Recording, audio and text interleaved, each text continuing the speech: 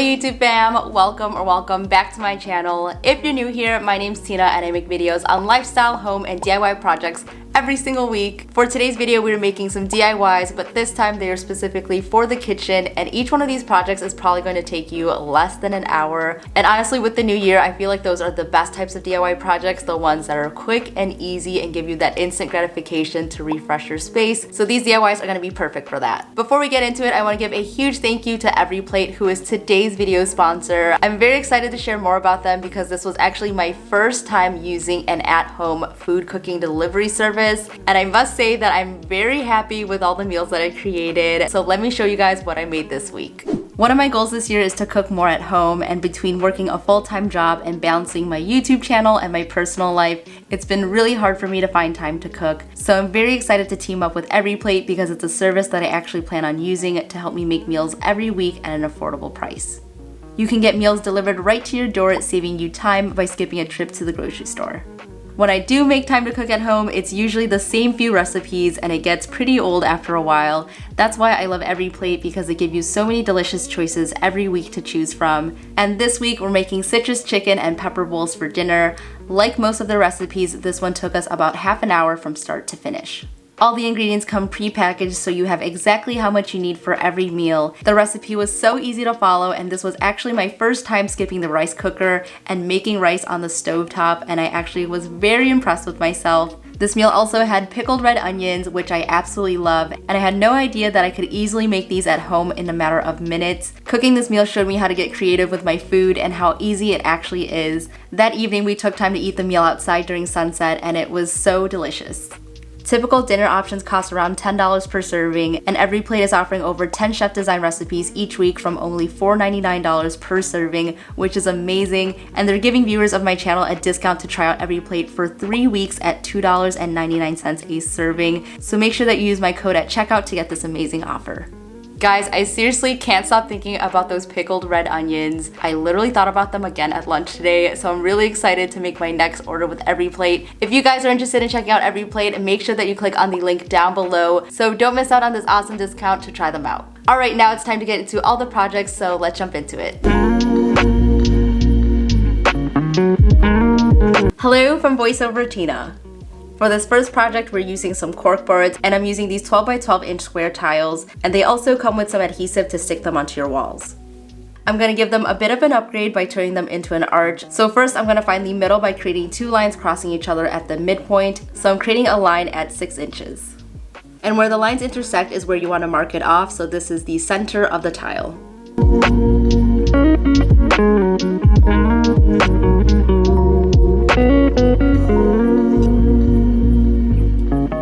Then I'm creating a compass by tying a string to a pencil, and then I'm going to use a thumbtack to put right into the center. And with that, I'm holding the pencil perpendicular to the surface and just moving the pencil to create a perfect half circle.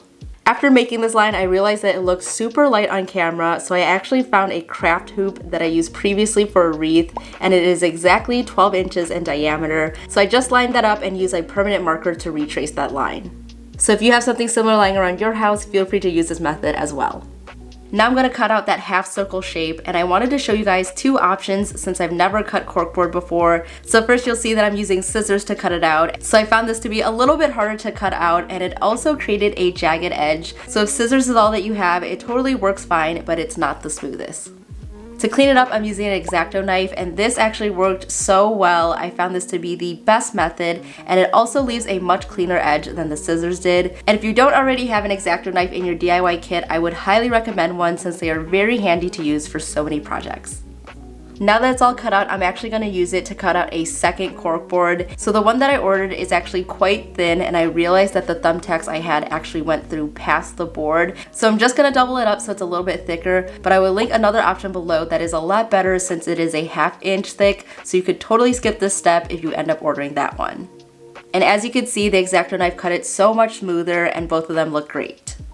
Next, I'm mixing up my paint colors, and I'm just using regular old craft acrylic paint here. So for my color palette, I'm going to use a white, a light tan color, a dusty pink, a brown, a black, and also a burnt orange color. And you'll see later that I end up not using that orange color. And I don't know why I always do that. I actually took quite a while to mix this orangey color together, and I thought I was gonna use it, but once I got going with the project, I actually didn't end up using it. But regardless, I think this color palette looks really cute altogether. Now it's time to paint, so you could choose to do any design that you'd like, but I'm going to create a very abstract design right onto the corkboard. So I'm basically painting on some blob shapes that are going to come right off of the board, and there really is no right or wrong way to do this. And you'll notice that I didn't even put a sketch underneath since it's going to be a pretty organic design. So I'm filling up the board as I go with my different colors, and since corkboard is quite a porous surface, make sure that you're using a lot of paint on it.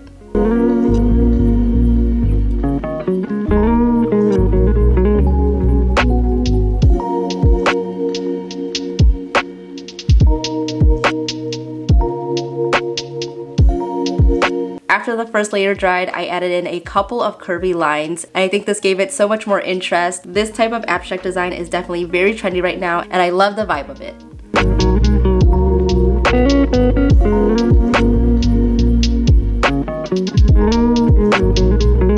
After letting everything dry, I'm going to glue the two corkboards together, and I'm using E6000 glue here. And again, if your corkboard is thick enough, you can totally skip this step. So I let that dry overnight and it was ready to be hung up. I think this came out so cute. Adding this corkboard is a great way to use up some vertical space while hiding away some clutter. You can use this board to pin up recipes, receipts, and lists, or you can do what I'm using it for, which is to house my measuring cups and spoons, and this is just so handy to free up space in my drawers since I don't have many in my kitchen. So if you're in the same boat as me, definitely try out this space-saving hack. And of course, you can use this corkboard in any space of your home to add in some style and organization. This next project is great if you have some leftover clay and you're not sure what you can make with it. So I'm using this white polymer clay from Sculpey, and I actually stocked up on this because you guys requested more clay projects, so here's a quick and easy one. And you already know the drill. I'm starting by conditioning my clay to make it a little bit easier to work with. Then using popsicle sticks, I'm going to put 3 on each side to ensure that the width of the clay is even throughout, and I'm just rolling it out with my acrylic rolling pin.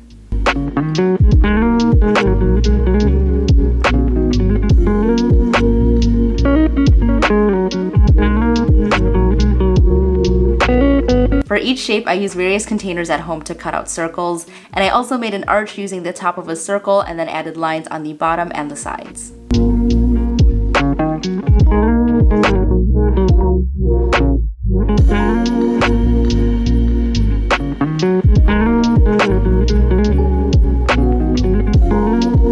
After removing the excess clay, I always shape it a bit with my fingers just to smooth everything out.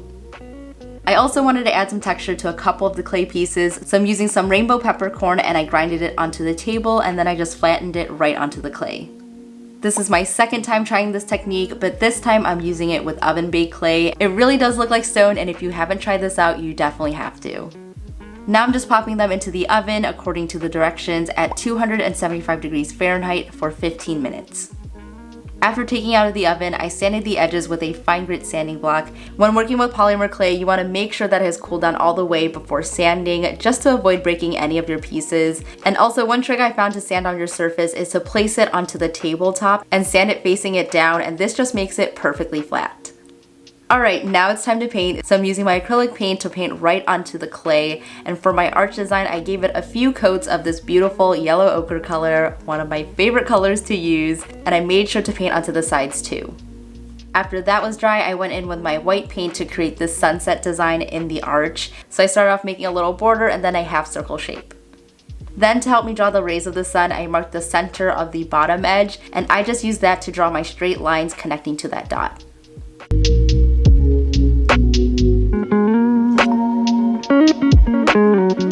To finish my design, I filled in the sun, and this took me a couple coats of paint.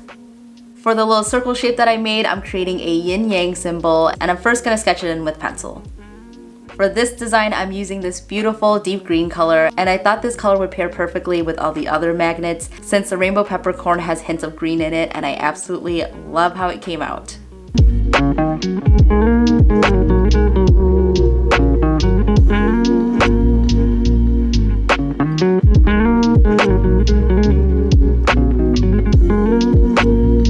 After those pieces were dry, I went in with my matte polyurethane and I gave them 2 coats to protect the paint.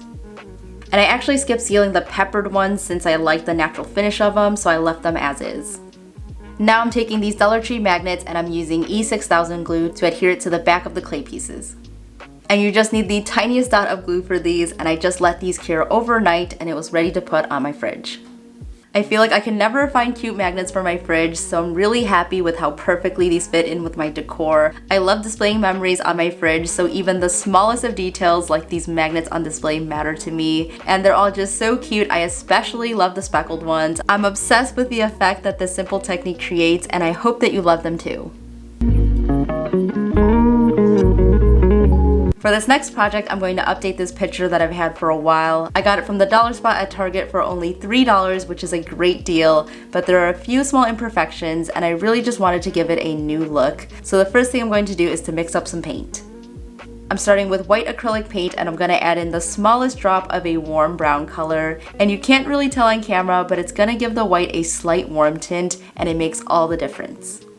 So this project actually uses 3 ingredients that you can find in your kitchen. So the first ingredient that we're using is baking soda. And of course, I'm mixing in some baking soda to give this picture a clay look. And I like to add in a little bit at a time until the paint thickens up. Using baking soda paint actually allows you to paint right onto the surface, but I'm going to sand it down with some coarse sandpaper just to give it a little bit more texture for the paint to stick on. I'm giving it 1 light coat of the baking soda paint first, and this coat actually covered it quite well, and it also helped cover any blemishes and adds a lot of texture.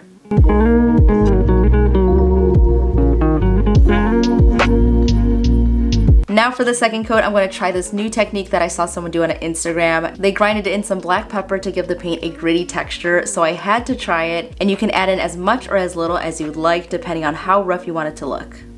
And if you've been keeping tabs, this is the second ingredient in your kitchen that you can use for DIYs. And I just put it right onto the first coat, and if you feel that there's too much texture, you can totally brush it off like I did here. And now I'm letting that dry down completely before moving on to the next step. Alright, now we're going to use our third and final kitchen ingredient for this DIY, and I'm using some cinnamon to give this picture a brown aged look. First I sprayed the picture with a little bit of water, and then I just took the cinnamon and rubbed it right on it. Adding the water really helps it stick, and I actually saw this technique done by Becky from the Sorry Girls in one of their videos, so I knew that I had to try it for myself, and if you're interested in seeing their video, I will have it linked down below. You'll see that I'm rubbing it in one direction all over the picture, and I actually focused it in some areas more than others, and I think that looked really good. And I must mention, this is probably the best smelling DIY that I've done in a while, just because the cinnamon just smelled so good. Once I was happy with it, I just let it sit down to dry.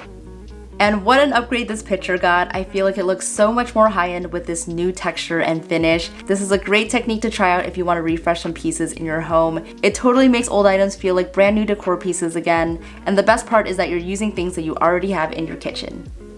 So what do you guys think about all those projects? Let me know which one was your favorite. I would definitely have to say that the DIY corkboard is my favorite just because it gives me so much more storage inside those cabinets. I only really have 2 drawers in my kitchen, so if you guys are also limited on space, try hanging things vertically and it'll save you so much space, and I really love how it came out. If you like this video, please give it a big thumbs up and subscribe down below for new videos every week if you haven't already. And if any of these projects have inspired you, please tag me on Instagram so I can see them. I love seeing all of your guys' posts and they just make me so happy and so proud. Here are a few of your projects on the screen. They all look so good and I love them all so much. And a big thank you to Every Plate for sponsoring today's video. If you're interested in checking them out and trying out their meals for only $2.99 per meal, make sure that you click on the link down below and use the code TINA3 for your discount. Alright guys, that is all for me today. Thank you so much for watching. Stay inspired and I'll see you in the next one. Bye!